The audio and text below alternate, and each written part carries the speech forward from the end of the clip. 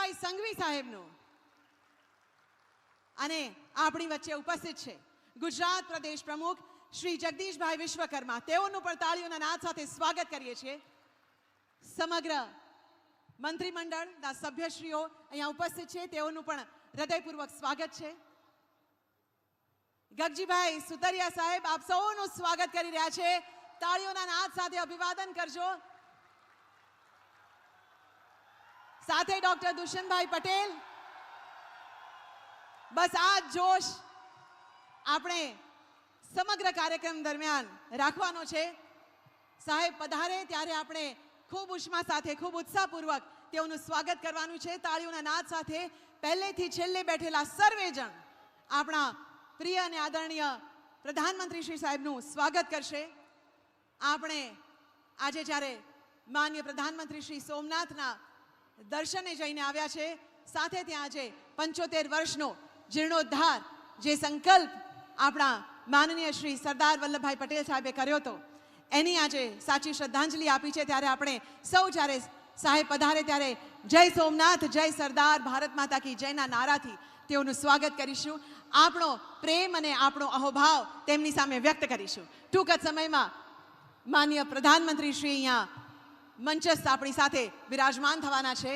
તેઓએ અત્યારે સરદાર ભવનની यहाँ पर रह सकते हैं और नाम मात्र के शुल्क में उनके यहाँ रहने की व्यवस्था वहाँ यहाँ पर रहेगी। साथ ही साथ भोजन और ई पुस्तकालय की भी यहाँ पर सुविधा है। और इस हॉस्टल का उद्घाटन प्रधानमंत्री नरेंद्र मोदी ने अब से कुछ ही देर पहले किया है। प्रधानमंत्री इस वक्त बड़ोदरा में हैं। ये दृश्य हम आपको दिखा रहे हैं जब प्रधानमंत्री ने सरदार धाम परिसर का उद्घाटन किया।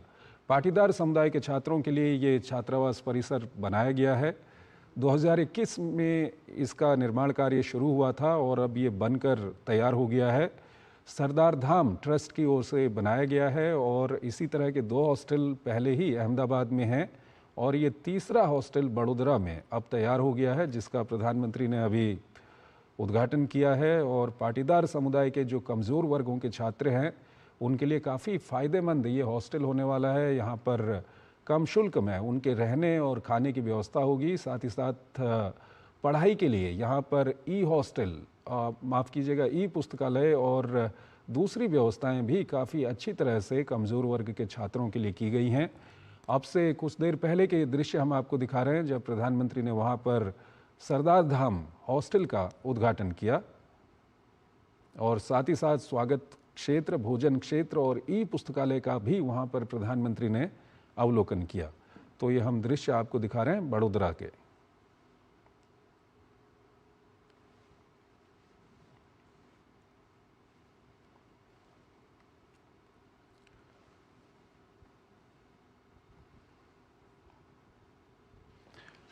प्रधानमंत्री इस वक्त गुजरात में हैं। काफ़ी महत्वपूर्ण आज का दिन प्रधानमंत्री के दौर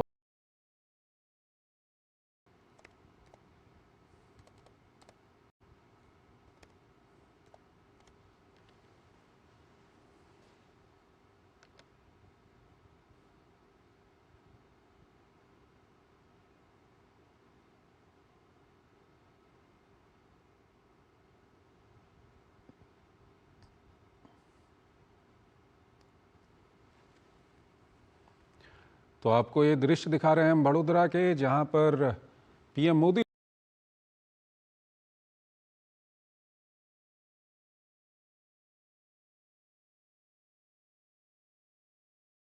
आप પોતાનું સ્થાન ગ્રહણ કરશો અને ખૂબ ઉષ્માભેર તેઓનું આપણે સ્વાગત કરીશું। હા, બસ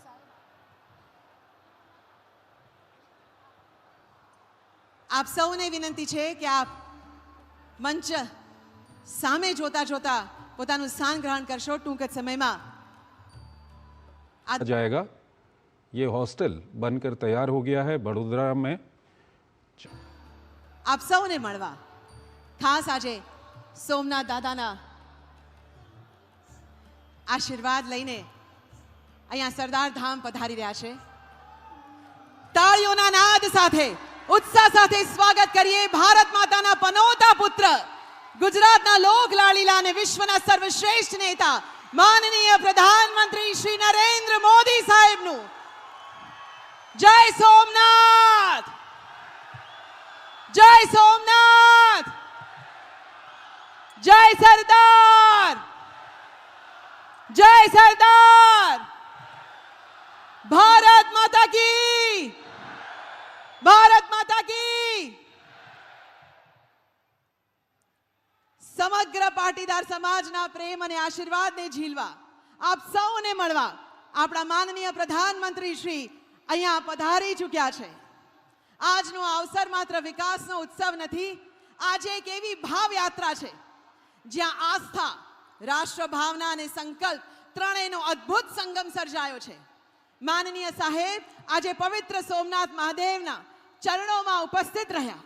સોમનાથના જીર્ણોદ્ધારના 75 વર્ષ પૂર્ણ થવાના આ ઐતિહાસિક પર્વે તેમની ઉપસ્થિતિ ભારતની અસ્મિતા, સંસ્કૃતિ અને સરદાર સાહેબના સ્વાભિમાનને સાચા અર્થમાં શ્રદ્ધાંજલિ છે. ત્યારે ભારતના શિલ્પી પૂજ્ય સરદાર વલ્લભભાઈ પટેલજીની 150મી જન્મ જયંતિ નિમિત્તે આ ઉપસ્થિતિ સપનાના અખંડ અને આત્મનિર્ભર ભારતને સાચી વંદના સમાન બની રહી છે. ત્યારે ફરી એકવાર કહીએ, ભારત માતા કી. ધન્યવાદ. જેમના હૈયામાં ગુજરાત છે અને મસ્તકમાં અખંડ ભારતનો સંકલ્પ છે, જેમના શ્વાસમાં સરદારની શક્તિ છે અને કાર્યમાં ભારતનો વિકાસ છે, એવા રાષ્ટ્ર નાયકનું આજે વડોદરાની પવિત્ર ધરતી પર હાર્દિક સ્વાગત છે. સાથે સ્વાગત છે ગુજરાતના માન્ય મુખ્યમંત્રી શ્રી ભૂપેન્દ્રભાઈ પટેલ, માન્ય નાયબ મુખ્યમંત્રી શ્રી હર્ષભાઈ સંઘવી, માન્ય ગુજરાત પ્રદેશ પ્રમુખ શ્રી જગદીશભાઈ વિશ્વકર્મા, માન્ય મંત્રીમંડળના સભ્યશ્રીઓ, આદરણીય સાંસદ સભ્યશ્રીઓ, માનનીય ધારાસભ્યશ્રીઓ, સરદાર ધામના તમામ પ્રણેતાઓ અને મંચસ્થ મહાનુભાવો અને સભા મંડપમાં 25,000 30,000થી વધુ જનમેદનીનો પણ ખૂબ ખૂબ આભાર સાથે અમે સ્વાગત કરીએ છીએ. ભારતની એકતાના શિલ્પી સરદાર પટેલના આદર્શોને આત્મસાત કરનાર આપણા રાષ્ટ્ર નાયકના સન્માન કરવાની હવે વેળા આવી છે. ત્યારે સૌપ્રથમ હું પાટીદાર સમાજના અગ્રણીઓને સાદર વિનંતી કરીશ કે તેઓ સુંદર પુષ્પહાર દ્વારા વડાપ્રધાનશ્રીનું ભવ્ય સ્વાગત કરે. હું આમંત્રિત કરું છું શ્રી ગગજીભાઈ સુતરિયા, શ્રી દુષ્યંતભાઈ પટેલ, શ્રી પારુલભાઈ પટેલ, શ્રી રમેશભાઈ પટેલ, શ્રી ઘનશ્યામભાઈ પટેલ, શ્રી નટવરલાલ મેઘજીભાઈ પટેલ, શ્રી કાંતિભાઈ પટેલ ગઢિયા, શ્રી મુકેશભાઈ પટેલ અને શ્રી જશવંતભાઈ પટેલને સુંદર ફૂલહારથી તેઓનું ભવ્ય સ્વાગત થઈ રહ્યું છે. ત્યારે આપણે પણ તાળીઓ સાથે સાહેબનું સ્વાગત કરીએ, અભિવાદન કરીએ. આવકાર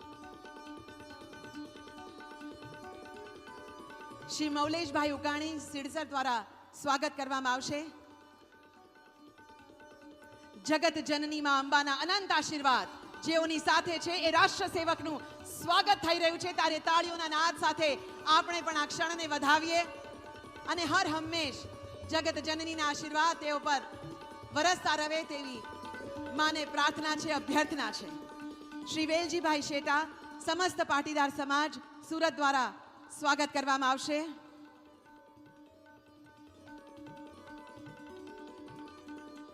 ભાઈ પટેલ કાનમ અને ઉદા ભક્ત પાટીદાર સમાજ દ્વારા સમૃદ્ધ ભારતના સ્વપ્ન દ્રષ્ટાનું ગૌરવવંતું સ્વાગત કરશે. ખૂબ ખૂબ આભાર સર્વેનો. મિત્રો, સમય જ્યારે ઇતિહાસ લખે છે ત્યારે કેટલીક વ્યક્તિઓ માત્ર નેતા નથી રહેતી, તેઓ એક યુગ બની જાય છે. ગુજરાતની આ ગૌરવવંતી ધરાએ ભારતને 2 એવા યુગ પુરુષો આપ્યા. એક જેમણે વિખરાયેલા ભારતને એકતાના સૂત્રમાં બાંધ્યું અને બીજા જે આજે એ ભારતને વૈશ્વિક ગૌરવના શિખરો સુધી લઈ જઈ રહ્યા છે. સરદાર સાહેબનો અડગ સંકલ્પ અને આજે માનનીય નરેન્દ્રભાઈ મોદીનું દૂરદર્શી નેતૃત્વ, આ બંને વચ્ચે માત્ર સમયનો અંતર છે પણ વિચારનો નથી. કલમ 370 થી લઈને રામ મંદિર સુધી અને સ્ટેચ્યુ ઓફ યુનિટીથી લઈને એક ભારત શ્રેષ્ઠ ભારતના મહાયજ્ઞ સુધી દરેક નિર્ણયમાં એક જ ધબકાર સંભળાય છે અને એ ધબકાર છે રાષ્ટ્ર પ્રથમ. આજે સરદાર સાહેબની 150મી જન્મ જયંતિના ઐતિહાસિક અવસરે સરદાર ધામ અને સમસ્ત પાટીદાર સમાજ અપાર ગૌરવ અને કૃતજ્ઞતા સાથે ભારતના યશસ્વી વડાપ્રધાન શ્રી નરેન્દ્રભાઈ મોદીને અર્પણ કરે છે સરદાર ગૌરવ રત્ન. પાટીદાર સમાજના સર્વોચ્ચ સન્માન समस्त पाटीदार समाज वती माननीय वडाप्रधान श्री नरेंद्र मोदी ने सरदार रत्न अवॉर्ड अर्पण करवामां आवशे। हूँ श्री गगजीभाई सुतरिया, श्री गोविंदभाई धोळकिया, श्री भरतभाई भगत, श्री धनजीभाई मकासणा, श्री पंकजभाई पटेल और श्री सवजीभाई धोळकिया ने विनंती करूं छूं। खूब खूब धन्यवाद साहेब। आपनुं आ स्मित अने आपनी आ हाजरी अमारा माटे सौथी वधारे प्रेरणानो विषय छे। अने हवे जेओना मार्गदर्शन हेठळ सरदार धामनुं आ विजन साकार थयुं छे तेवा आपणा सौना आदरणीय अने संस्थाना प्रणेता श्री गगजीभाई सुतरियाने हूँ आपणा सौ वती विनंती करीश के तेओ स्वागत प्रवचन रजू करशो।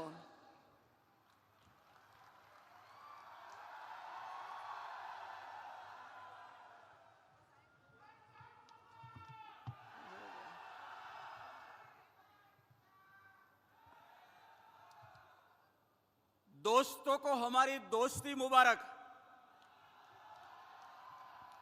और युवा शक्ति को सरदार धाम 3 आशियाना मुबारक और भारत के यशस्वी तेजस्वी पराक्रमी तपस्वी प्रधानमंत्री जी को सोनार बांग्ला का जीत मुबारक।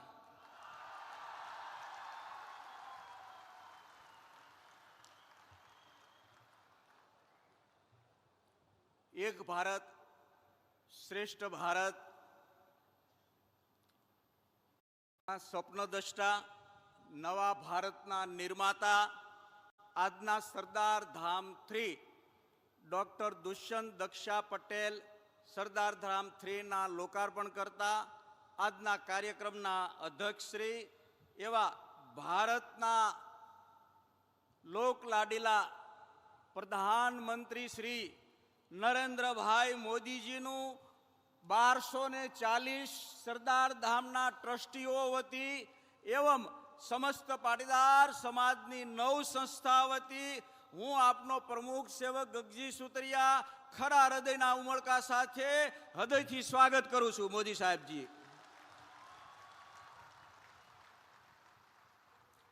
अत्रे विशेष उपस्थित अपना गुजरातना आदरणीय मुख्यमंत्री श्री भूपेन्द्र भाई पटेल, नायब मुख्यमंत्री श्री हर्ष भाई संघवी जी एवं ज आ सरदार धाम 3 ना नामकरण दाता एवं डॉक्टर दुष्यंत भाई अमरा जायडस कंपनी ना चेरमेन अने पंकज भाई पटेल विशेष उपस्थित से हजी एनी पासे साहेब आपणे क्यारे दान माग्યું જ નથી।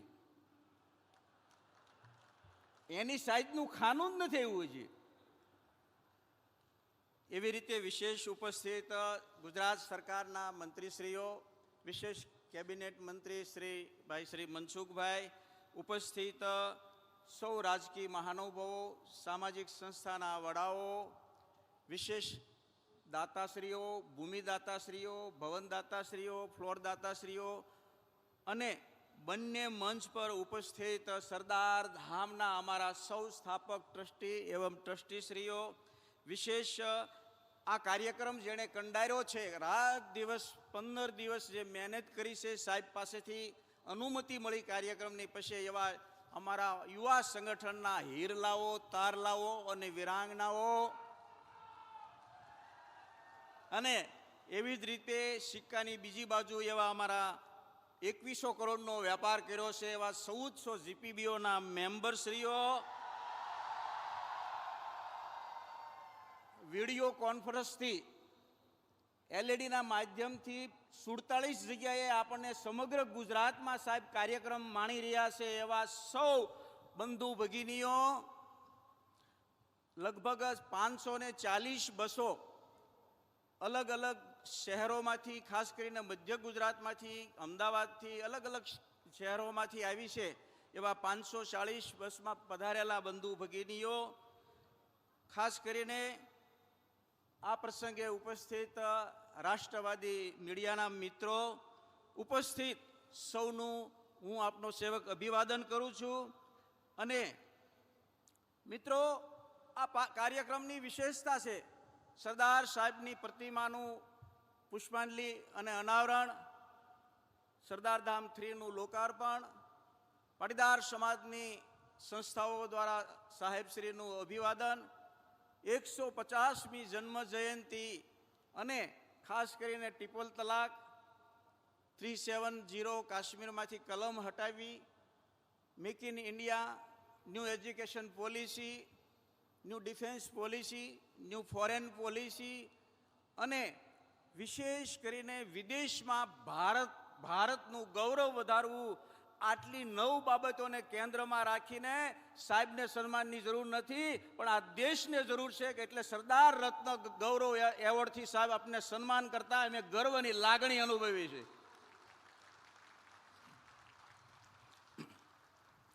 મિત્રો, વડોદરામાં સરદાર ધામ શા માટે? એટલા માટે કે અમદાવાદ સુધી મધ્ય ગુજરાતના 9 જિલ્લાઓના દીકરા દીકરીઓને UPSC, GPSC, skill development, defence academy, judiciary academy and I hub, આ બધા જ જે 21મી સદીના આયામો છે એ અહીંયા બેસીને પોતાની કારકિર્દીનું નિર્માણ કરી શકે. ખાસ કરીને સાહેબ, એક દાખલો દઉં છું આ ઓડિયન્સને આપના આશીર્વાદ સાથે. સાહેબ, અમે જાહેરાત આપી અમારા ઝાલાવાડિયા સાહેબને, મીના સાહેબના સહયોગથી કે 1 રૂપિયામાં આઈએસ આઈપીએસ થવું છે.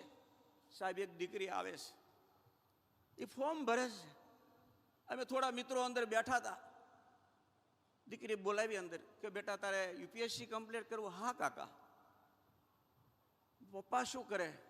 સાહેબ, દીકરીના આંખમાંથી આંસુ પડે છે. 3 વર્ષની હતી, પપ્પાનું મોઢું નથી જોયું. માં શું કરે છે? 1.5 એકર જમીન છે અને પંકજભાઈ 1 એકર જમીન ભાડે રાખી છે, 2.5 એકરમાં ચાવલની ખેતી કરે છે. ભાઈ, છેલ્લા વર્ષમાં કોલેજમાં અભ્યાસ કરે, સરકારની કોલેજમાં. તારે યુપીએસસી કરવું? હા કાકા. 2.5 લાખનો ખર્ચ લાગતો હતો, પણ મારી પાસે પૈસા નહોતા. મેં જાહેરાત વાંચી કે 1 રૂપિયામાં આઈએસ આઈપીએસ થવું છે. હિંમત એકઠી કરીને આવીશું. સાહેબ શ્રી, એ દીકરીને આપણે પ્રવેશ આપી છીએ. 8 મહિના પછી એ દીકરી IRS ऑफिसर बने से અને પૂનામાં સેવા આપે. इन्हीं के लिए हम काम करते हैं, इन्हीं के लिए जीते हैं, इसलिए हम 4 स्टैंड लगा के आए हैं, फिर नया दिल लाए हैं. आपका हूं, आपका दर्शन करने को आया हूं. આવી જ રીતે સાહેબે 2021માં સરદાર ધામનું વર્ચ્યુઅલ લોકાર્પણ કર્યું. સાથે 2 મિનિટ પછી સાહેબ શ્રી આપે 3000 દીકરીઓનું ભૂમિપૂજન કર્યું. એ 25માં આપના આશીર્વાદ સાથે લોકાર્પણ સંપન્ન થયું. એ પણ 11 તારીખ હતી અને આજે પણ 11 તારીખનો યોગ છે. સાહેબ, આપના વરદ હસ્તે 11 તારીખે આ લોકાર્પણ થયું, સંપન્ન થયું અને વિધિવત ઓડિયન્સમાં આપણે આપ શ્રી લોકાર્પણ કરવા જઈ રહ્યા છો. સાથે સાથે 1200 દીકરીઓનું સરદાર ધામ, કેવણી ધામ, અમદાવાદ ખાતે આપના આશીર્વાદ સાથે આજે ભૂમિપૂજન થવાનું છે. સાહેબ, આ યોગ છે 11 તારીખનો. 11 તો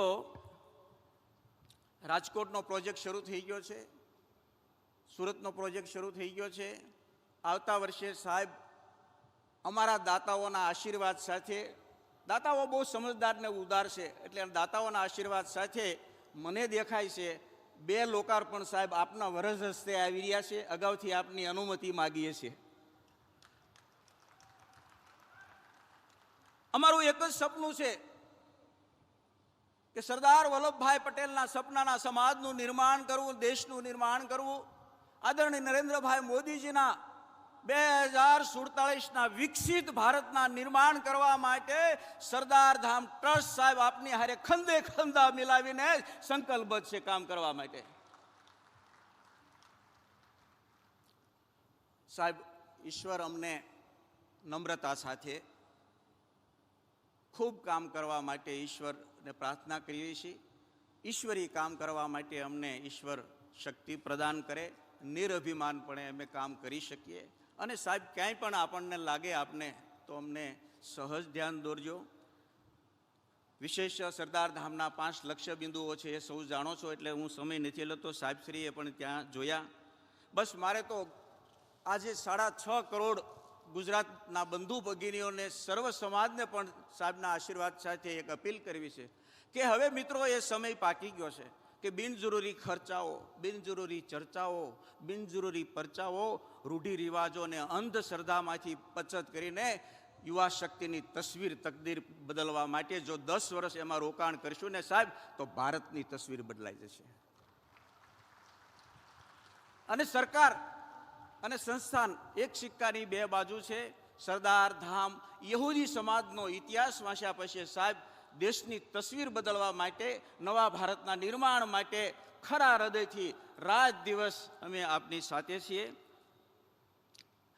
31/10/27 આવતા વર્ષના 31/10/27 સુધીના સરદાર ધામના ભાવિ આયોજનો આ પ્રમાણે છે. સરદાર ધામ રાજકોટ, સુરત, મહેસાણાના પ્રોજેક્ટો પૂરા કરવા, સરદાર ધામ યુનિવર્સિટીનું મહાભૂમિ પૂજન કરવું, એક જગ્યા દાનમાં મળી રહી છે. દેવભૂમિ, તપોભૂમિ ઋષિકેશમાં સરદાર ધામ શાંતિવનનું નિર્માણ કરવું. રૂપિયા કમાય, મહેનત કરે, શાંતિ પણ મેળવે આધ્યાત્મિક રીતે. આ અમારા ભાવિ આયોજનો છે.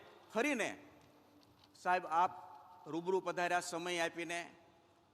સૌ રાજકીય મહાનુભાવો, સામાજિક સંસ્થાના સૌ અમારા શિરમોર સંસ્થાના આગેવાનો, રાજકીય મહાનુભાવો, ઉપસ્થિત 50,000 જેટલા બંધુ ભગીનીઓ અને અમારા ટ્રસ્ટીગણ, આપ સૌનો ફરીથી અલગ અલગ પ્રકારની એજન્સીઓનો, મીડિયાનો ખૂબ આભાર માનું છું. એટલા માટે તમારા સહકારથી આ કાર્યક્રમ સફળ બન્યો છે. ગરમીની સિઝન છે, વેકેશનનો સમય છે, તો પણ તમે અમારું આ કાર્યક્રમનું ભરણું સલકાવી દીધું. એ બદલ ખૂબ સરદાર ધામ ટ્રસ્ટ વતી રાજીપો વ્યક્ત કરું છું. ધન્યવાદ, આભાર. જય હિન્દ, જય સરદાર.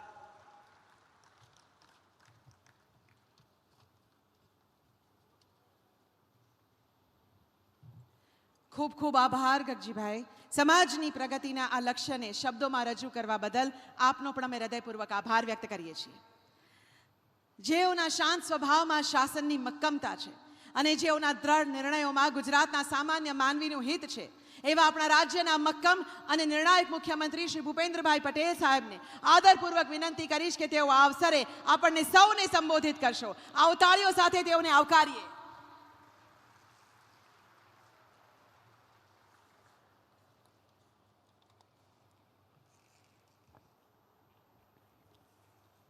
સરદાર ધામ 3 ડૉક્ટર દુષ્યંત અને દક્ષા પટેલ સંકુલના લોકાર્પણ પ્રસંગે આપણી સૌની સાથે મંચ ઉપર ઉપસ્થિત વિશ્વના સૌથી લોકપ્રિય અને યશસ્વી વડાપ્રધાન શ્રી નરેન્દ્રભાઈ મોદી સાહેબ, મારા સાથી નાયબ મુખ્યમંત્રી શ્રી હર્ષભાઈ સંઘવી, કેન્દ્રીય મંત્રી શ્રી મનસુખભાઈ માંડવિયા, ભારતીય જનતા પાર્ટીના પ્રદેશ અધ્યક્ષ શ્રી જગદીશભાઈ વિશ્વકર્મા, સરદાર ધામના પ્રમુખ સેવક શ્રી ગગજીભાઈ સુતરિયા, મારા સૌ સાથી મંત્રીશ્રીઓ, પદ્મભૂષણ શ્રી પંકજભાઈ પટેલ, પદ્મશ્રી મથુરભાઈ સવાણી, સાંસદ અને દાતા શ્રી ગોવિંદભાઈ ધોળકિયા, સાંસદ અને અન્નપૂર્ણા ધામ અડાલજના પ્રેસિડેન્ટ શ્રી નરહરિભાઈ અમીન, સાંસદ શ્રી હેમાંગભાઈ જોશી, સૌ જુદા જુદા પરિવારના સૌ દાતાશ્રીઓ, સૌ ટ્રસ્ટીશ્રીઓ, આમંત્રિત સર્વે મહાનુભાવો, પ્રેસ મીડિયાના મિત્રો, સૌને મારા નમસ્કાર. વિશ્વ નેતા અને સૌથી લોકપ્રિય યશસ્વી વડાપ્રધાન શ્રી નરેન્દ્રભાઈ મોદી સાહેબ સમગ્ર દેશ અને દુનિયાની નજર જે રાજ્યની ચૂંટણી પર હતી, તે પશ્ચિમ બંગાળમાં વિકાસની રાજનીતિના વિજય વાવટા લહેરાવીને ભવ્ય વિજય પછી પહેલીવાર ગુજરાત પધાર્યા છે. આપણી સ્થાનિક સ્વરાજ્યની સંસ્થાઓની લઈને આસામ અને પોંડિચેરીની વિધાનસભાની ચૂંટણીઓમાં પણ જનતા જનાર્દનના મળેલા પ્રચંડ જનસમર્થનના પ્રેરણા સ્ત્રોત આદરણીય વડાપ્રધાન શ્રી નરેન્દ્રભાઈ મોદી સાહેબનું આપ સૌ વતી સ્વાગત કરીને ખૂબ ખૂબ અભિનંદન પાઠવું છું. એક સમયે સભ્યતા, સંસ્કૃતિ અને જ્ઞાનના ભંડારની વિરાસત ધરાવતા અંગભંગ અને કલિંગમાં દાયકાઓ પછી સૌના સાથ, સૌના વિકાસના મંત્રથી શ્રી મોદી સાહેબના નેતૃત્વમાં બંગાળ હવે સોનાર બાંગ્લા થશે. સરદાર સાહેબે જે એક અને અખંડ ભારતનું નિર્માણ કર્યું છે તેને હવે આદરણીય શ્રી મોદી સાહેબ અપાર જનવિશ્વાસથી એક ભારત શ્રેષ્ઠ ભારત બનાવી રહ્યા છે. સરદાર સાહેબના સપનાના ભારત માટે વિશ્વ નેતાને આપણા યશસ્વી વડાપ્રધાન શ્રી નરેન્દ્રભાઈ મોદી સંકલ્પબદ્ધ છે. સરદાર સાહેબના અખંડ ભારતના નિર્ધારને તેમણે ધારા 370 નાબૂદ કરીને પાર પાડ્યો છે. સરદાર સાહેબના જીવન કવનને જન જન સુધી પહોંચાડવા તેમની 150મી જન્મ જયંતિ રાષ્ટ્રીય ઉજવણી તેઓ કરાવી રહ્યા છે. સરદાર સાહેબના વિરાટ વ્યક્તિત્વનો વિશ્વને સતત અહેસાસ આપતી વિશ્વની સૌથી ઊંચી પ્રતિમા સ્ટેચ્યુ ઓફ યુનિટીનું નિર્માણ કરાવ્યું છે. લોહ પુરુષ સરદાર વલ્લભભાઈ પટેલ માટેના વડાપ્રધાનશ્રીના આવા સમર્પણ અને અખંડ ભારતને એક અને શ્રેષ્ઠ ભારત બનાવવાના સેવા દાયિત્વને સરદાર ધામે વધાવ્યા છે. આજે આદરણીય વડાપ્રધાનશ્રીનું સૌથી પહેલું સરદાર ગૌરવ રત્ન એવોર્ડથી બહુમાન થયું છે. એ આપણા સૌ માટે ગૌરવની ક્ષણ છે. આ સન્માન માટે પણ વડાપ્રધાનશ્રીને ખૂબ ખૂબ અભિનંદન પાઠવું છું. સંસ્કાર અને શિક્ષણની નગરી વડોદરામાં સરદાર ધામના લોકાર્પણ માટે આજે તેઓ આપણી વચ્ચે પધાર્યા છે. પાટીદાર સમાજ દુનિયાના કોઈ પણ ખૂણે વસ્યો હોય, ગુજરાતના ખમીરને ગૌરવ અપાવતો પાણીદાર સમાજ છે. શૂન્યમાંથી સર્જન કરવા માટે પાટીદાર જાણીતો છે. પથ્થરને પાટું મારી પાણી કાઢવાનું ખમીર સમાજમાં રહેલું છે. માત્ર ખેતી નહીં પણ ઉદ્યોગ ધંધા, વેપાર, પંચાયતથી પાર્લામેન્ટ સુધી દરેક ક્ષેત્રે પાટીદાર સમાજે મહત્વનું યોગદાન આપ્યું છે. સમાજની સેવા પ્રવૃત્તિઓ દેશ અને રાજ્યમાં તમામ સમાજ માટે પ્રેરણારૂપ બની છે. સરદાર સાહેબ સૌને સાથે લઈને ચાલવાની સંસ્કૃતિ અને વારસો પાટીદાર સમાજને આપ્યો છે. આજનો આ સરદારધામ લોકાર્પણ અવસર જનશક્તિની તાકાતનું ઉત્તમ ઉદાહરણ છે. આદરણીય વડાપ્રધાન શ્રી નરેન્દ્રભાઈ મોદીએ પણ જલશક્તિ, જનશક્તિ, જ્ઞાન શક્તિ, રક્ષા શક્તિ અને ઉર્જા શક્તિના શક્તિ પંચામૃતથી ગુજરાતના વૈશ્વિક વિકાસની ઇમારત રચી છે. સમાજ અને સંગઠનની શક્તિ શિક્ષણમાં કેવું અમૂલ પરિવર્તન લાવી શકે તે સરદાર ધામના આ સંકુલને જોઈને ખ્યાલ આવે. ગામડામાં વસતા દીકરા દીકરીઓના અભ્યાસની ચિંતા સમાજના મોભીઓ કરે, દીકરીઓ શહેરમાં જઈને ક્યાં રહેશે તેની વ્યવસ્થા કરે, ત્યારે સમાજ નિર્માણમાંથી રાષ્ટ્ર નિર્માણના ધ્યેય સાથે સરદાર ધામ જેવા વિશાળ પ્રકલ્પો ઊભા થાય છે. આ માટે સરદાર ધામની સમગ્ર ટીમને પણ અભિનંદન પાઠવું છું. આ કાર્યક્રમ સરદાર ધામ મિશન 2026 અંતર્ગત પાટીદાર સમાજે જે 5 સંકલ્પો કર્યા છે તેને સિદ્ધ કરવાની દિશાનો કાર્યક્રમ છે. સરદાર ધામે આજે દરેક સમાજના તેજસ્વી અને જરૂરિયાતમંદ વિદ્યાર્થીઓ માટે પણ 500 કરોડની સરદાર ધામ વિદ્યા સહાય યોજના લોન્ચ કરવાની પણ વાત કરી છે. વડાપ્રધાનશ્રીએ આપેલા સૌના સાથ, સૌના વિકાસ મંત્રને સરદાર ધામે સાકાર કર્યો છે. આદરણીય વડાપ્રધાનશ્રીએ આત્મનિર્ભર વિકસિત ભારત 2047 માટેનો સંકલ્પ કર્યો છે. સમાજ નિર્માણથી રાષ્ટ્ર નિર્માણ દ્વારા વિકસિત ભારત 2047 માટે વિકસિત ગુજરાત બનાવવામાં આપણે સૌ સાથે મળીને કાર્યરત રહીશું એવા વિશ્વાસ વડાપ્રધાનશ્રીને આપીને વિરમું છું. ભારત માતા કી જય. વંદે માતરમ. જય જય ગરવી ગુજરાત.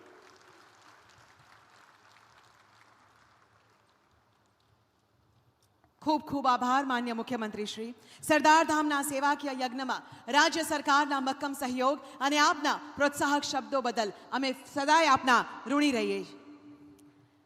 અવસર ગાથાની કેટલીક ક્ષણો માત્ર સર્જાતી નથી, તે સમયના ભાલ પર સુવર્ણ અક્ષરે અંકિત થઈ જાય છે. લોહ પુરુષ સરદાર વલ્લભભાઈ પટેલે રાષ્ટ્રને અર્પણ કરેલા એક ભારતના મહાસંકલ્પને આજે માનનીય વડાપ્રધાન શ્રી નરેન્દ્ર મોદીના દ્રષ્ટિવાન નેતૃત્વમાં શ્રેષ્ઠ ભારતના વૈભવી શિખરો સુધી પહોંચાડી રહ્યું છે. ત્યારે આજે વડોદરાની આ ગૌરવવંતી ધરતી બનવા જઈ રહી છે સેવા, શિક્ષણ અને સંસ્કારના નવા યુગની સાક્ષી. સરદાર ધામ 3 વિદ્યાર્થી ભવનનું ભવ્ય લોકાર્પણ, કેળવણી ધામ કન્યા છાત્રાલય નિકોલ અમદાવાદનું મંગલ ખાતમુહૂર્ત અને યુવા સપનાઓને નવી દિશા આપતી સરદાર ધામ શિક્ષણ સહાય યોજનાનો શુભારંભ. સાથે સ્ટેચ્યુ ઓફ યુનિટીથી લઈને કલમ 370 સુધી, રાષ્ટ્રીય એકતા દિવસથી લઈને એકતા નગરની વિકાસ યાત્રા સુધી સરદાર સાહેબના સ્વપ્નોને સિદ્ધિના શિખરો સુધી પહોંચાડનાર આ યશસ્વી નેતૃત્વની ગૌરવ ગાથા દર્શાવતી એક પ્રેરણાદાયી દૃશ્યાવલી આ અવસરને વધુ ઐતિહાસિક બનાવશે. અને આ ગૌરવમય પળે હું અત્યંત આદરપૂર્વક માનનીય વડાપ્રધાન શ્રી નરેન્દ્ર મોદી સાહેબને વિનંતી કરું છું કે તેઓ રિમોટનું બટન દબાવી સરદાર ધામ 3 ડોક્ટર દુષ્યંત અને દક્ષા પટેલનું લોકાર્પણ, કેળવણી ધામ કન્યા છાત્રાલયના ખાતમુહૂર્ત અને સરદાર ધામ શિક્ષણ સહાય યોજનાના શુભારંભની વિધિ સંપન્ન કરશો. આવનારા ભારતના ઉજ્જવળ ભવિષ્યનો શંખનાદ થઈ રહ્યો છે ત્યારે તાળીઓ સાથે આને આવકારીએ.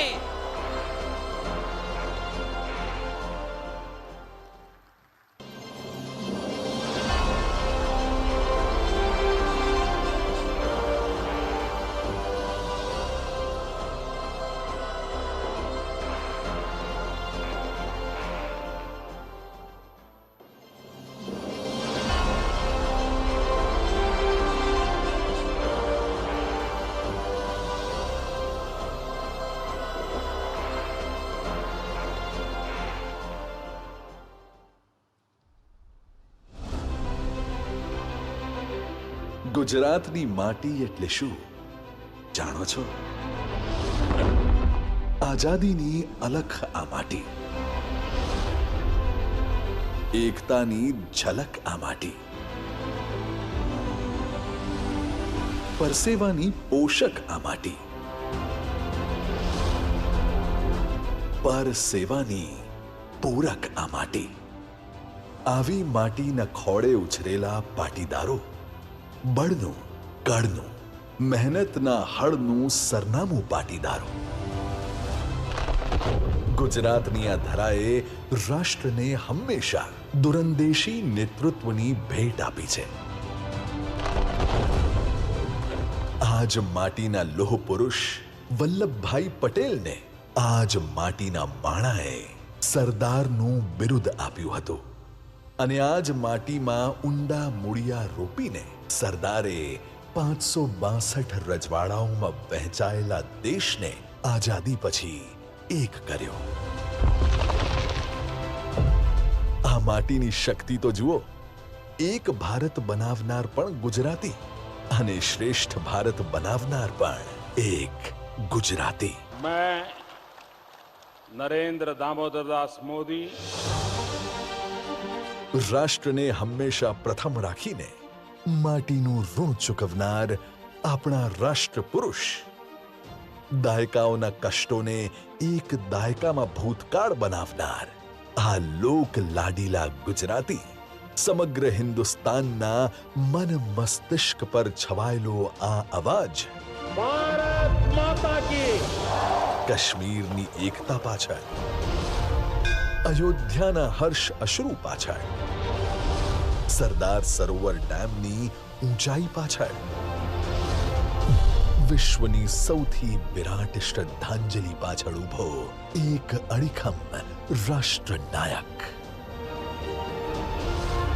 બહેન દીકરીઓને અધિકાર અપાવનાર, આતંકવાદીની કમર તોડનાર, દુનિયાની આંખોમાં આંખો નાખીને ભારતની વાત કરનાર, ભારતીય શસ્ત્રો, શિક્ષણ, સ્વાસ્થ્ય, સંરચનાઓનો પાયો નાખનાર, અર્થતંત્રના તમામ ચક્રો ગતિમાન કરનાર, ભારતની ક્ષમતાને 16 કળાએ ખીલવનાર, સરદારના સંકલ્પને સિદ્ધિ સુધી પહોંચાડનાર, દેશના યશસ્વી વડાપ્રધાનનું નેતૃત્વ આજે દરેક બાળક માટે પ્રેરણા છે, દરેક યુવા માટે આશા છે, દરેક વડીલ માટે આસ્થા છે.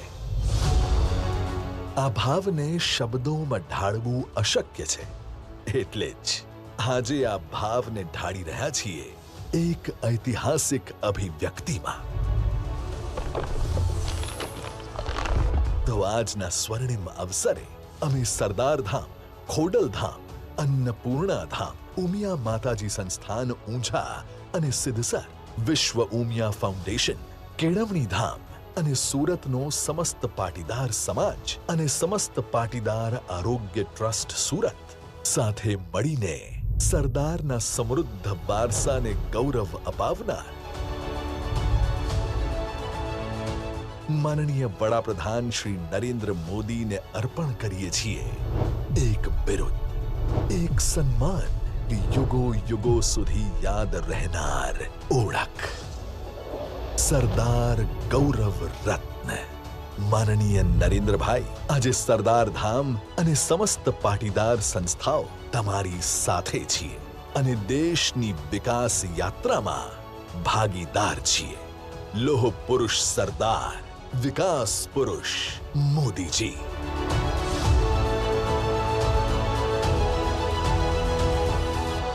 જય હિન્દ, જય જય સરદાર.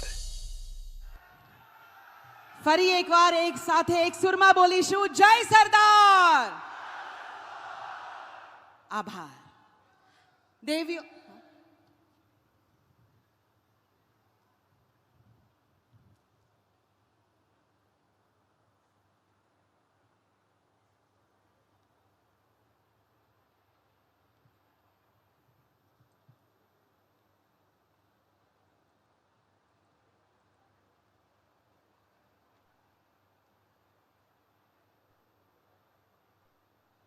શ્રી પદ્મભૂષણ પંકજભાઈ પટેલને આવકારીએ છીએ. ખૂબ તાળીઓ સાથે તેઓને આવકારીએ તેમના આશીર્વચન માટે.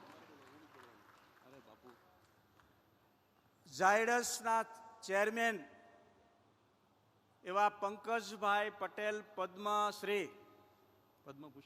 પદ્મભૂષણ અને આદરણીય પ્રધાનમંત્રી સાહેબના આશીર્વાદ સાથે સમસ્ત પાટીદાર સમાજની સંસ્થાઓની ઉપસ્થિતિમાં 50,000 બંધુ ભગીનીઓની ઉપસ્થિતિમાં અમદાવાદમાં સરદાર ધામ ઝાયડસ 500 કરોડની સરદાર ધામ ઝાયડસ 500 કરોડની યુનિવર્સિટીનું સાહેબના આશીર્વાદ સાથે ડિક્લેર કરે છે. 3 વર્ષમાં સરદાર ધામ યુનિવર્સિટીનું નિર્માણ થશે. હું પંકજભાઈને 2 મિનિટ માટે શુભકામના પાઠવવા માટે આદરણીય પદ્મભૂષણ પંકજભાઈ પટેલ.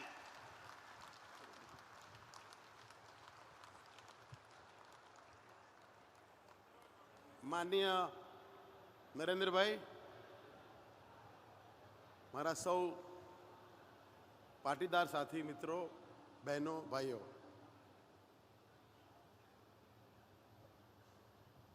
પાટીદારની એક ખાસિયત રહી છે. એના ખેતરમાં કંઈ પાક્યું હોય અને કોઈ ગયું હોય, ગમે એટલી એની ઇન્કમ હોય, પણ એને શાકભાજી, અનાજ કંઈક આપે જ. એની પાસે પૈસા હોય કે ના હોય. એટલે મેં કંઈ આપ્યું એ મોટી વાત નથી, મારી પાસે ઘણું બધું વધારે છે. પણ એક આપણા સમાજમાં એક ખુમારી છે કે આપણી પાસે ઓછું હોય પણ બીજાને આપવું, એ હંમેશા રહ્યું છે. એનું જ પરિણામ છે કે આજે આપણે સરદાર ધામ ઊભું થયું છે. આ પ્રસંગે મને બોલાવવા બદલ અને મને આ તક આપવા બદલ હું સરદાર ટ્રસ્ટનો પણ આભાર માનું છું. Thank you. અમે પણ આપના ઉદાર દાન માટે खूब खूब आभार व्यक्त करिए छिए पंकज भाई। देवियों और सज्जनों, कुछ व्यक्तित्व समय की धारा को मोड़ने का सामर्थ्य रखते हैं। आज हमारे मध्य एक ऐसे ही वैश्विक युग दृष्टा उपस्थित है जिन्होंने राष्ट्र प्रथम के संकल्प से भारत के स्वाभिमान को नई ऊंचाइयां दी है। श्री सरदार वल्लभ भाई पटेल की लौह चेतना ने कल भारत को एक भूगोल दिया था और आज हमारे यशस्वी प्रधानमंत्री उसी भारत को नव विकास से नव पल्लवित कर रहे हैं, जो भारत के करोड़ों सपनों के सारथी हैं, श्रेष्ठ भारत के शिल्पकार हैं। ऐसे हमारे माननीय प्रधानमंत्री श्री नरेंद्र भाई मोदी जी को मैं अत्यंत आदर और गौरव के साथ सविनय आमंत्रित करती हूं कि वे अपनी ओजस्वी उद्बोधन से हम सभी को कृतार्थ करें। आवो ताळीओना नाદ સાથે આવકારીએ શ્રી નરેન્દ્ર મોદી સાહેબને તેઓના સંબોધન માટે।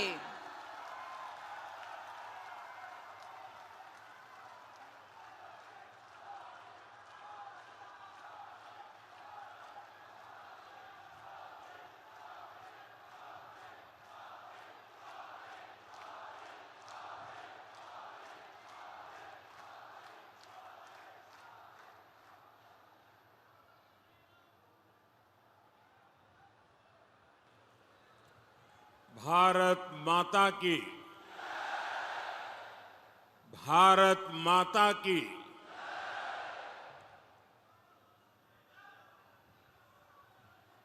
गुजरात के लोकप्रिय मुख्यमंत्री श्रीमान भूपेंद्र भाई पटेल, उपमुख्यमंत्री हर्ष सांघवी जी, केंद्रीय मंत्री और संस्थापक ट्रस्टी मनसुख भाई मांडविया, सरदार धाम के अध्यक्ष गगजी भाई सुतारिया जी, दुष्यंत भाई पटेल, पंकज भाई पटेल,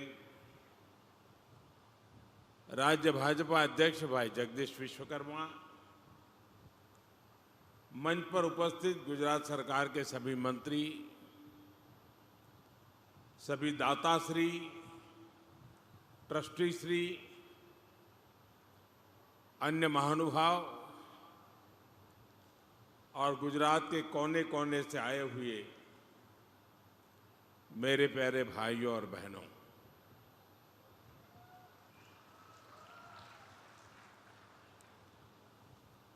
आज का ये दिन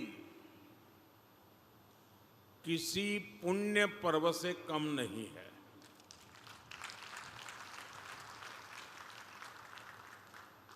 यहां आने से पहले मैं सोमनाथ मंदिर में था। सोमनाथ मंदिर की प्राण प्रतिष्ठा के 75 वर्ष पूर्ण हुए हैं। सोमनाथ मंदिर की पुनर्स्थापना, ये सपना सरदार पटेल के संकल्प से ही पूरा हुआ था।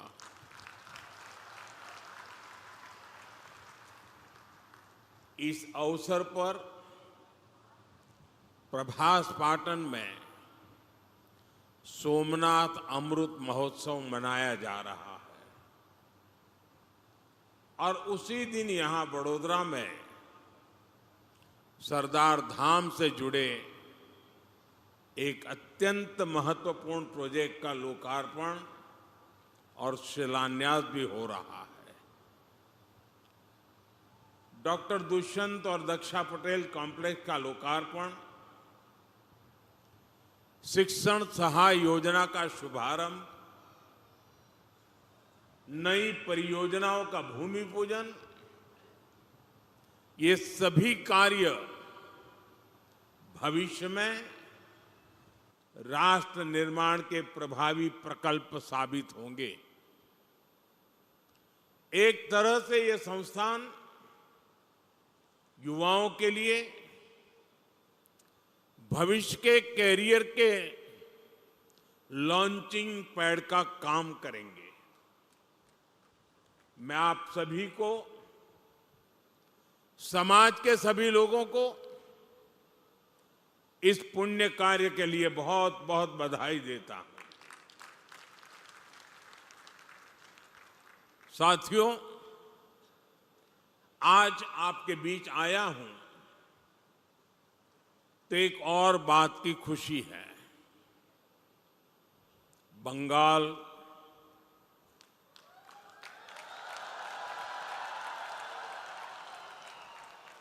असम और पुडुचेरी के नतीजों ने पूरे देश में ही उत्साह का माहौल बना दिया है। और उसके साथ साथ आप सबने भी मिलकर एक इतिहास बनाया है। गुजरात निकाय और पंचायत चुनावों के परिणाम भी बहुत शानदार रहे हैं और इसकी भी चर्चा पूरे देश में हो रही है। साथियों, गुजरात के लोगों ने हमेशा राजनीतिक स्थिरता को महत्व दिया है। ये यहां के लोगों की राजनीतिक दूरदर्शिता है। वो जानते हैं कि राजनीतिक स्थिरता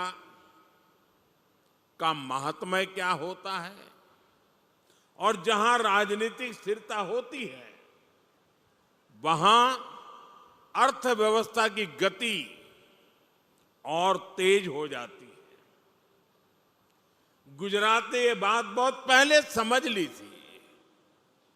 उसके परिणाम आज हमें गुजरात की ग्रोथ में भी दिख रहे हैं और एक के बाद एक चुनावी नतीजों में भी दिख रहे हैं। साथियों, आप सभी के बीच आना, आपके कार्यक्रमों का हिस्सा बनना मेरे लिए हमेशा ही बहुत सुखद होता है और लगता है घर में आया हूं।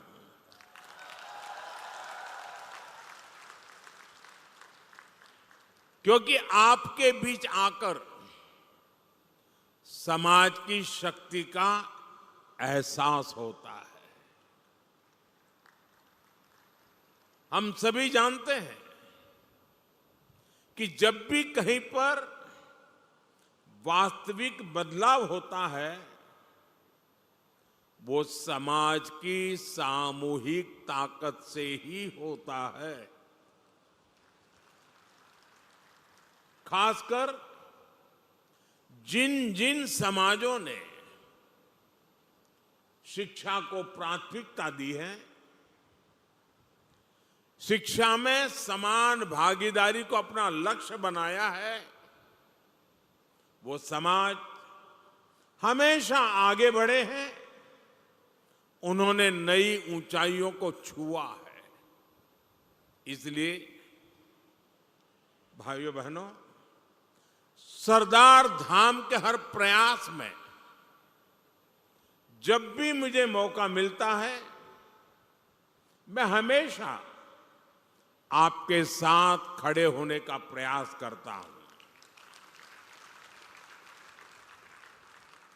अभी गगजी भाई बड़े विस्तार से बता रहे थे, साल 2021 में मैं सरदार धाम अहमदाबाद के कार्यक्रम में आया था। तब गर्ल्स हॉस्टल का भूमि पूजन हुआ था। पिछले वर्ष उसका लोकार्पण भी हो गया। आज वहां हजारों बेटियां शिक्षा प्राप्त कर रही हैं, अपने सपनों को नई दिशा दे रही है। सूरत, राजकोट, भूज, महसाणा और दिल्ली, सरदार धाम के ऐसे कई संस्थान युवाओं का भविष्य गढ़ने में जुटे हैं। आज भी अहमदाबाद के निकोल में 1000 बेटियों के लिए नए छात्रावास का भूमि पूजन हुआ है। साथियों, बदलाव व्यापक हो और परिणाम स्थायी हो, इसके लिए समाज और सरकार को मिलकर काम करना आवश्यक होता है। इसीलिए आज शिक्षा के क्षेत्र में जमीनी हकीकतों के आधार पर काम हो रहा है। राष्ट्रीय शिक्षा नीति इसका बहुत बड़ा उदाहरण है। आज युवाओं की राह से रोड़े हटाए जा रहे हैं। भाषा के आधार पर होने वाला भेदभाव खत्म हो रहा है। आज जोर केवल किताबों और डिग्रियों पर नहीं है, स्किल डेवलपमेंट और इनोवेशन को पढ़ाई का हिस्सा बनाया गया है। रिसर्च में रुचि रखने वाले युवाओं को उसके लिए माहौल मिल रहा है। हमारे युवा डिग्री पूरी करके अनुभव न होने के कारण भटके न, इसके लिए अप्रेंटिसशिप के मौके उन्हें दिए जा रहे हैं। आप सोच सकते हैं आने वाले समय में देश को इतना बड़ा स्किल्ड वर्कफोर्स मिलेगा, इसका सबसे बड़ा लाभ देश के मैन्युफैक्चरिंग सेक्टर को होगा। साथियों, हमारे गुजरात के युवाओं में उद्यम की स्वाभाविक शक्ति होती है। आज स्टार्टअप इंडिया मिशन इन युवाओं के सपने साकार कर रहा है। छोटे शहरों के युवा भी उद्यमी बन रहे हैं। छोटे शहरों से बड़े बड़े स्टार्टअप सामने आ रहे हैं। स्टार्टअप्स में महिलाओं की भागीदारी भी लगातार बढ़ रही है। पहले जिन सेक्टर्स को रिस्की माना जाता था, वो अब युवाओं की पहली पसंद बन रहे हैं। पिछले 10-12 वर्षों में स्पोर्ट्स से लेकर स्पेस टेक्नोलॉजी तक देश की कामयाबी इसका सबसे बड़ा सबूत है, और इसका बहुत बड़ा लाभ गुजरात के हमारे बेटे बेटियों को भी हो रहा है।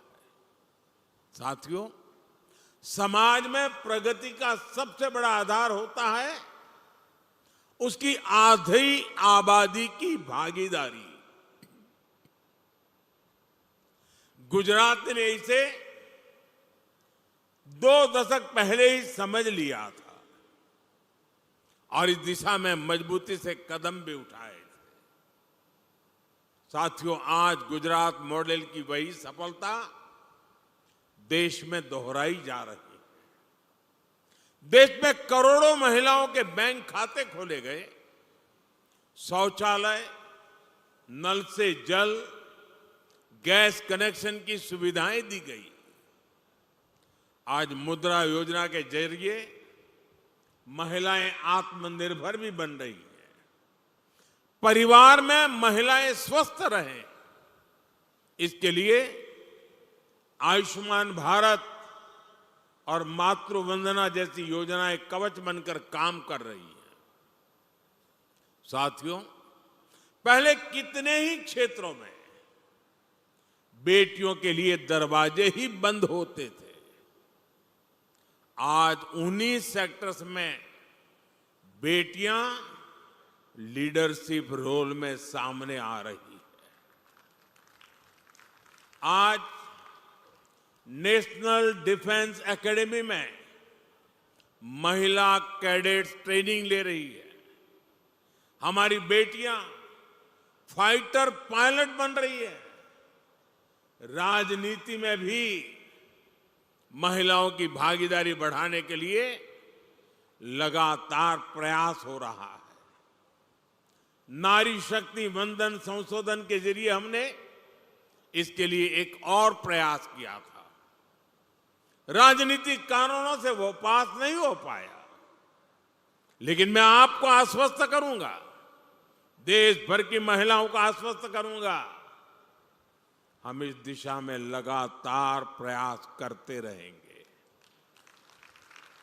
साथियों, महिलाओं के लिए सभी क्षेत्रों में संभावनाओं के द्वार खुले। ये केवल सरकारी नहीं, बल्कि समाज की भी जिम्मेदारी है। और मुझे खुशी है, सरदार धाम ये दायित्व पूरी निष्ठा से उठा रहा है। मैं इन प्रयासों के लिए विशेष रूप से आप सबका बहुत बहुत अभिनंदन करता हूं, आप सबका बहुत बहुत धन्यवाद करता हूं। साथियों, गुजरात की एक बहुत बड़ी विशेषता रही है, यहां समाज हमेशा समय की दिशा को जल्दी पहचानता है। परिवर्तन को अवसर में बदलना, नई संभावनाओं को अपनाना और भविष्य की तैयारी समय रहते शुरू करना, ये गुजरात की कार्य संस्कृति का हिस्सा रहा है। आज जब दुनिया फ्यूचर टेक्नोलॉजी की ओर बढ़ रही है,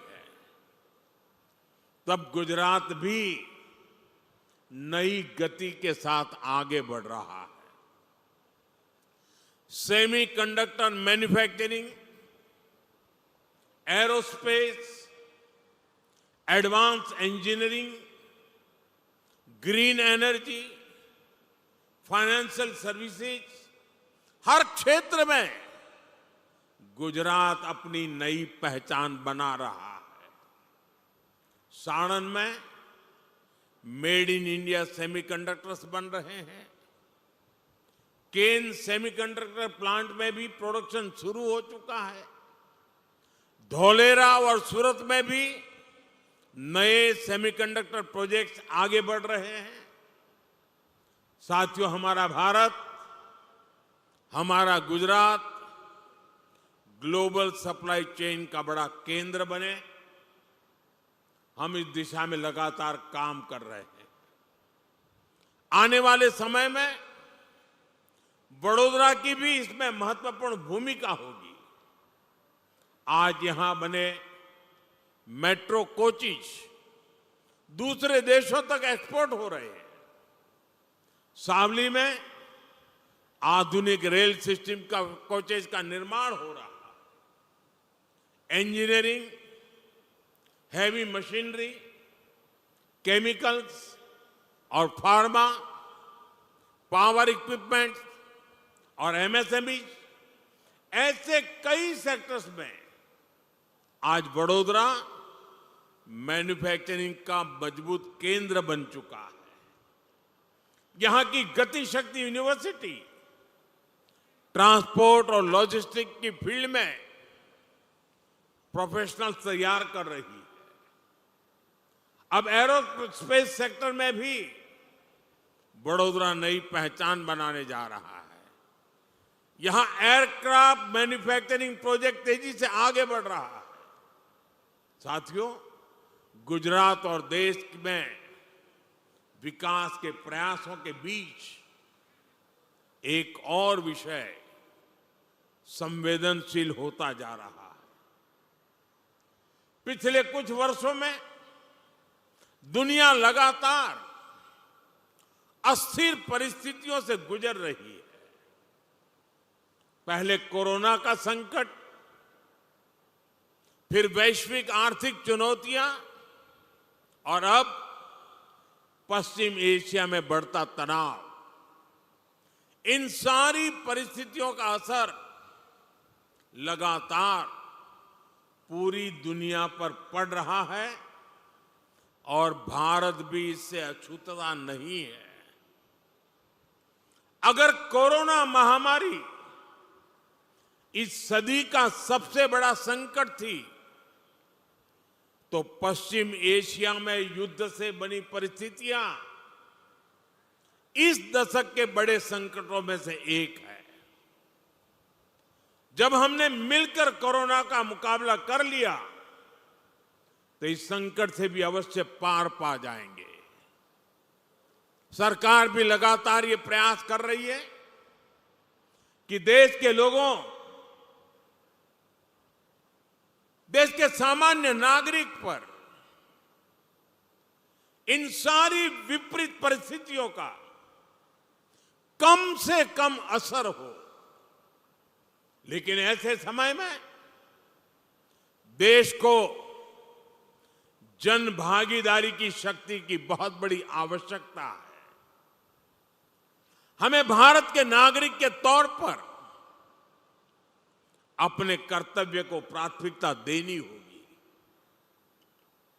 इससे पहले के दशकों में भी जब जब देश युद्ध या किसी और अन्य बड़े संकट से गुजरा है, सरकार की अपील और उस अपील पर हर नागरिक ने ऐसे ही अपना दायित्व निभाया है। आज भी जरूरत है कि हम सब मिलकर अपना दायित्व निभाएं। देश के संसाधनों पर पड़ने वाले बोझ को कम करें। आप भी जानते हैं कि भारत कितने ही उत्पादों को मंगाने के लिए लाखों करोड़ रुपए की विदेशी मुद्रा खर्च करता है। इसी समय विदेश से आने वाले उत्पादों की कीमतें भी आसमान छू रही है और सप्लाई चेन भी पूरी तरह तहस नहस हो चुकी है। और इसलिए देश पर यह दोहरा संकट है। जैसे बूंद बूंद से घड़ा भरता है, वैसे ही हमें हर छोटे बड़े प्रयास से ऐसे उत्पादों का उपयोग कम करना है जो विदेश से आते हैं, और ऐसे व्यक्तिगत कामों से भी बचना है जिसमें विदेशी मुद्रा खर्च होती हो। साथियों, भारत के इंपोर्ट का बहुत बड़ा हिस्सा क्रूड ऑयल है और दुर्भाग्य से जिस क्षेत्र से दुनिया के बड़े हिस्से को तेल मिलता है, आज वही क्षेत्र संघर्ष और युद्ध की स्थिति में उलझा हुआ है। और इसलिए जब तक हालात सामान्य नहीं होते, हम सबको मिलकर छोटे छोटे संकल्प लेने होंगे। मैंने कल कर्नाटका और तेलंगाना में भी इस बारे में चर्चा की है। मैं आज गुजरात में भी अपने आग्रहों पर फिर से जोर दे रहा हूं, और आप पर तो मेरा ज्यादा हक है, इसलिए जरा हक से कहने वाला।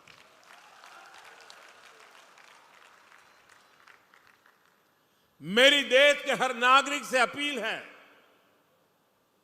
जहां संभव हो पेट्रोल डीजल का उपयोग कम करें। मेट्रो का उपयोग करें, इलेक्ट्रिक बस और पब्लिक ट्रांसपोर्ट का अधिक इस्तेमाल करें, कार पुलिंग को बढ़ावा दें।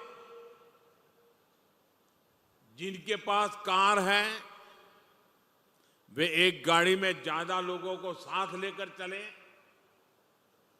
जिनके पास ईवी है वे भी दूसरों की मदद के लिए आगे आए। साथियों, डिजिटल टेक्नोलॉजी ने अब इतना कुछ आसान बना दिया है। टेक्नोलॉजी की मदद भी हमारे लिए बहुत फायदेमंद होगी। ये जरूरी है कि सरकारी और प्राइवेट दोनों ही दफ्तरों में वर्चुअल मीटिंग्स और वर्क फ्रॉम होम को प्राथमिकता दी जाए। मैं कुछ स्कूलों से भी आग्रह करूंगा कि कुछ समय के लिए ऑनलाइन क्लासेस की व्यवस्था पर काम करें। साथियों, सिर्फ ईंधन ही नहीं, खाने के तेल पर भी देश की बड़ी विदेशी मुद्रा खर्च होती है। अगर हम थोड़ा संयम बरतें, तेल की खपत कम करें, खाने के तेल की, तो इससे देश और हमारी सेहत दोनों को लाभ होगा। और सूरत वालों को मैं खास कहता हूं,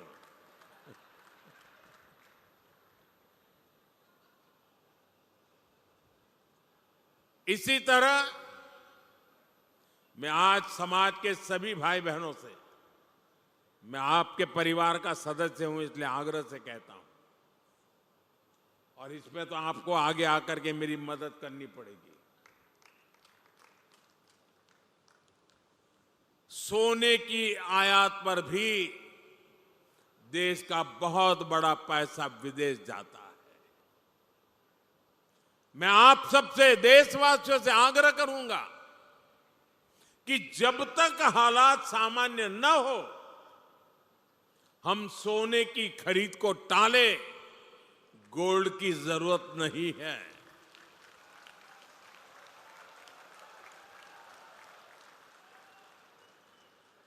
साथियों, आज समय की मांग है कि हम वोकल फॉर लोकल को एक जन आंदोलन बनाएं।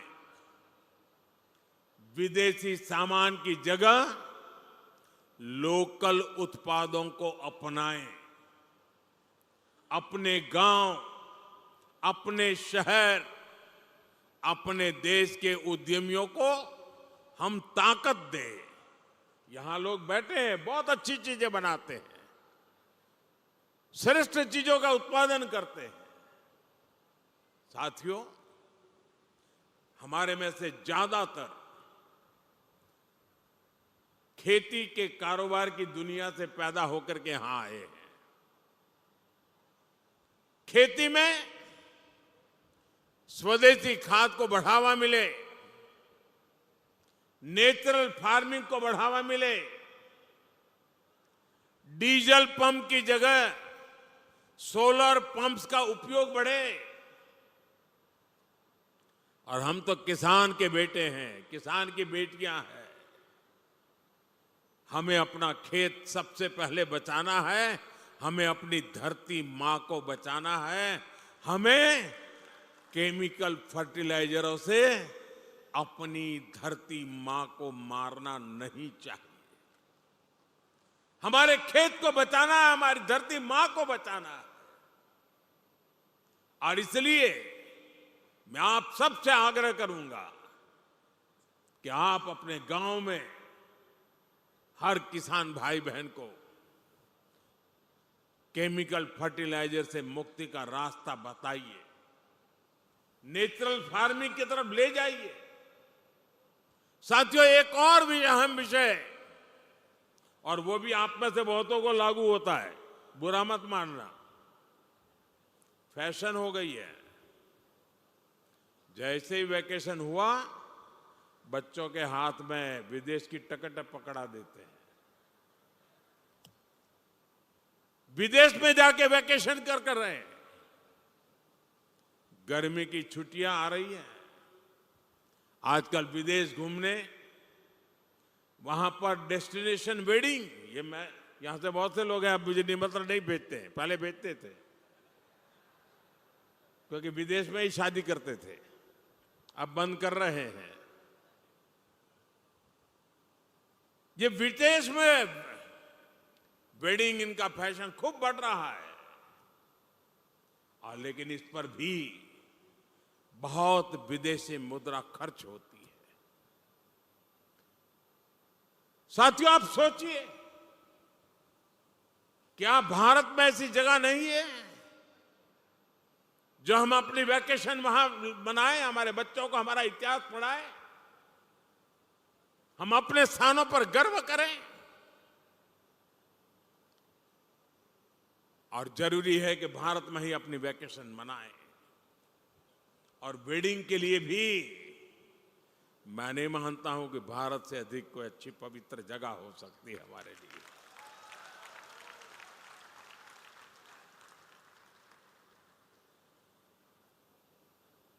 जब यहां वेडिंग करते हैं ना, तो हमारे पूर्वजों की मिट्टी भी हमें आशीर्वाद देती है। और वेडिंग के लिए भी भारत के ही अनेक स्थान है, उसको हम चुने। हमारे गुजरात में तो वैसे भी एक से बढ़कर एक स्थान है। और मैं तो आप सब पाटीदार भाइयों को तो कहूंगा, आपको तो अब शादी स्टैच्यू ऑफ यूनिटी वहीं पर जाके करनी चाहिए। आपकी हर शादी में सरदार साहब खुद आशीर्वाद देने के लिए मौजूद रहेंगे। और वहीं पर आपने, जैसे हरिद्वार ऋषिकेश में आप शांति के लिए जगह बना रहे हैं ना, वैसे ही आप स्टैच्यू ऑफ यूनिटी में शादी के लिए जगह बना दीजिए। मैं पंकज भाई को कहूंगा उसके लिए भी कुछ करें।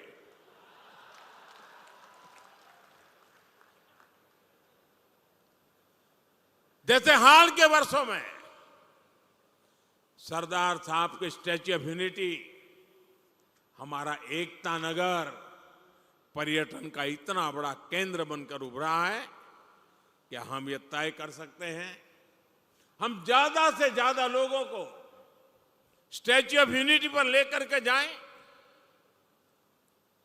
विदेशों में हमारे बहुत लोग रहते हैं, मैं उनको कहता हूं कि आपका दायित्व है कम से कम 5 विदेशी परिवारों को भारत देखने के लिए लेकर के आइए। आप लोग देश विदेश में हमारे संपर्क का कोई भी परिवार जो स्टैच्यू ऑफ यूनिटी नहीं गया है ना, उसको वहां ले जाने के लिए प्रेरित करें। हम उसे कम से कम एक ट्रिप के लिए मोटिवेट करें। डेस्टिनेशन वेडिंग के लिए भी एकता नगर एक बहुत शानदार विकल्प हो सकता है। स्टैच्यू ऑफ यूनिटी में इतनी शानदार व्यवस्थाएं हैं और गर्व है, दुनिया का सबसे ऊंचा स्टैच्यू, वो भी सरदार वल्लभ भाई पटेल का।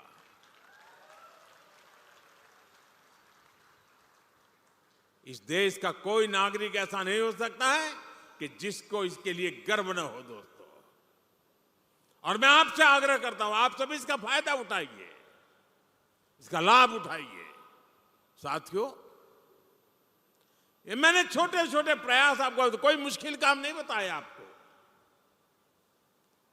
लेकिन आप मान के चलिए, ये छोटे प्रयास भले लगते सकते हो, लेकिन छोटे प्रयास भी जब 140 करोड़ लोग एक साथ संकल्प लेते हैं, 140 करोड़ लोग एक कदम आगे बढ़ते हैं इस दिशा में, 140 करोड़ कदम देश आगे बढ़ता है।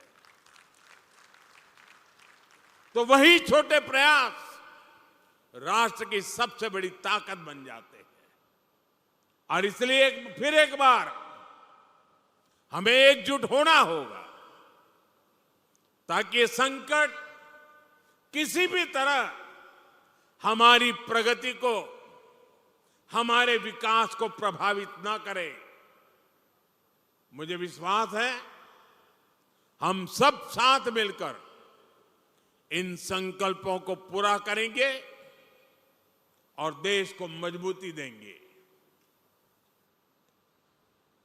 અને બીજી વાત એક ગગજીબેન મારે કરવી છે।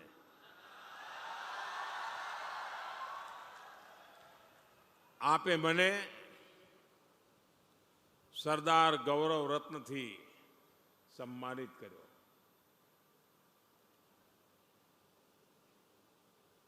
જે એવોર્ડ સાથે સરદાર સાહેબનું નામ જોડાયું હોય ને, ત્યારે જવાબદારી ઘણી વધી જતી હોય છે।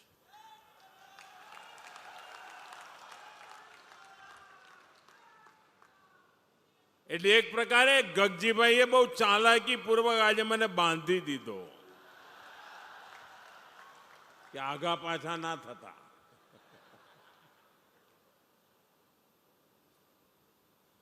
અને કદાચ મારા નસીબમાં લખાયેલું છે કે સરદાર સાહેબના જેટલે જે સપના હતા ને, એમણે શરૂ કરેલા જેટલા કામો હતા ને, એ બધા પૂરા કરવાનું મારા જ નસીબમાં આવ્યું છે।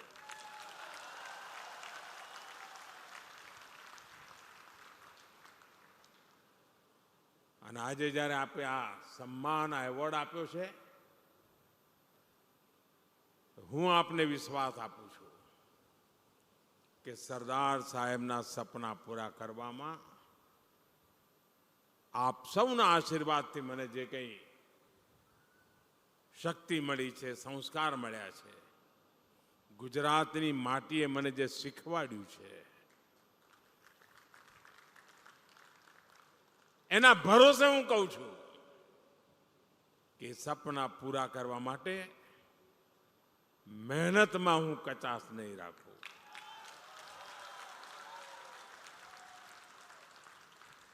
અને મારા સ્વભાવને ગુજરાત ભલી ભાંતિ જાણે છે. પાછા વળવાનું મન ફાવતું નથી.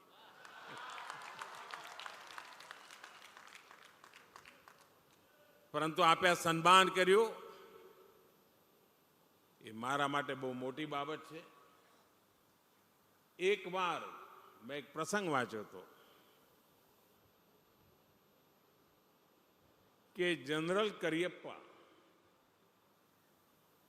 એમના ગામમાં એમના સન્માનનો કાર્યક્રમ થવાનો હતો. અત્યંત આનંદિત હતા. તો લોકોએ પૂછ્યું, એમણે કહ્યું, ભાઈ હું દુનિયાભરમાં જાઉં છું, આખી દુનિયાના બધા અમારા સૈન્યના રીતા રિવાજો પ્રમાણે લોકો મને સેલ્યુટ કરતા હોય છે, ખૂબ માન સન્માન મળતું હોય છે, દુનિયામાં જે મળે મળે, પણ જ્યારે ઘરમાં મળે ને ત્યારે એનો આનંદ અલગ હોય છે.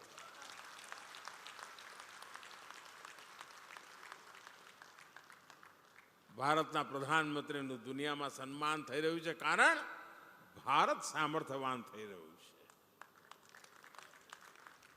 અને આજે જ્યારે ઘરમાં ઘરના દીકરાને ઘરના લોકો જ્યારે આશીર્વાદ આપે ને ત્યારે કામ કરવાની શક્તિ ઘણી વધી જતી હોય છે.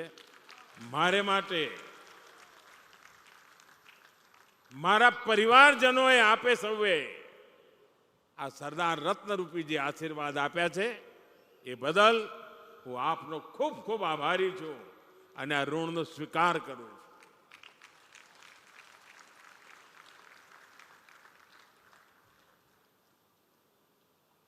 ફરી એકવાર આપ સૌને જે સંકલ્પ લઈને તમે ચાલ્યા છો, જે સપના તમે લઈને ચાલ્યા છો, એના માટે ઈશ્વર તમને ખૂબ શક્તિ આપે. સરદાર સાહેબના આશીર્વાદ નિરંતર આપના ઉપર બન્યા રહે અને પંકજભાઈ જેવા સાથીઓ તમને મળતા રહે.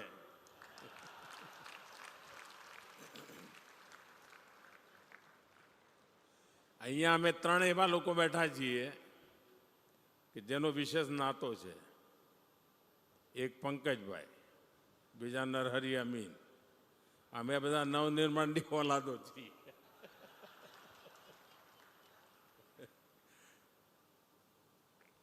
તો મને આનંદ થયો કે આજે પંકજભાઈએ પણ એક મોટી જવાબદારી લીધી છે. આપ સૌનો ખૂબ ખૂબ આભાર. જય સરદાર, જય सरदार.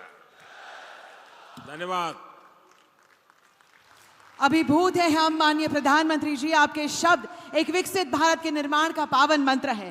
आवो फरी एक बार जोर थी बोलिए, जय सरदार, जय सोमनाथ, जय श्री राम, भारत माता की. અને ફરીવાર તાળીઓ સાથે આભાર વ્યક્ત કરીએ માનનીય પ્રધાનમંત્રીજીનો. અને ફરી આપણી સમક્ષ પધારે એવી ભાવના સાથે આપણે તેઓને આવજો કહીએ, વિદાય આપીએ. ખૂબ ખૂબ આભાર.